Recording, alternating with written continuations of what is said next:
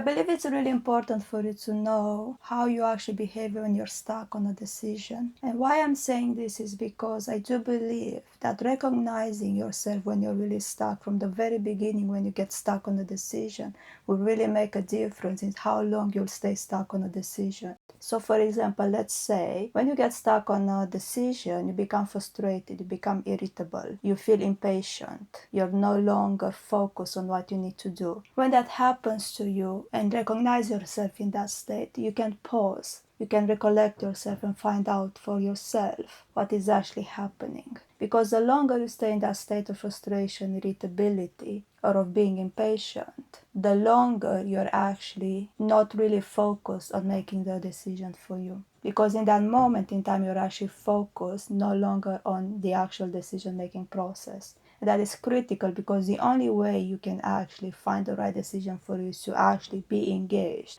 with the decision-making process.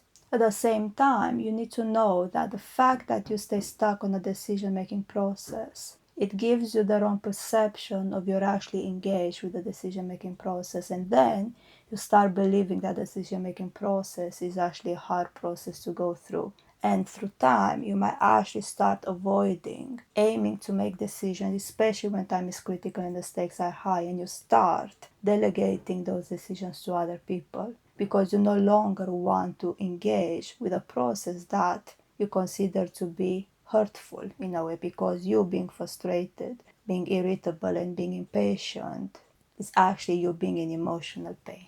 And the more you learn that the decision-making process is a hard process, the more you don't want to engage with it, because actually the decision-making process is just a clear, simple process of gathering information and connecting it into an image that makes sense and is clear to you.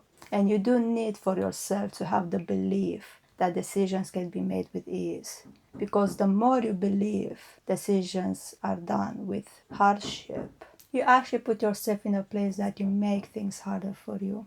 And the fact is, if this would have been truth, if indeed making decisions would be difficult, then yes, I understand that, because you do need to tell your mind, put this amount of effort in order to make this decision. But if that's actually not required, you're actually wasting energy. You're wasting mental energy, you're wasting emotional and physical energy for no reason. And at the same time, who wants to feel things being difficult? Who wants to believe anything you do in life is hard, and that you have to grind, and that all you have to do is to struggle in order to get what you want to get in life? It's a hard life, and do you really want to feel that life is hard? Or you indeed want to feel that life can be lived indeed with ease? That's where I'm coming from, and that's why I believe you believing that making decisions is easy is crucial. And as I mentioned, you recognizing with yourself when you get stuck on a decision is actually a critical factor that will allow you to still keep this belief that the decision-making process is easy, because you can separate the fact that you're stuck on a decision with the actual process of decision-making.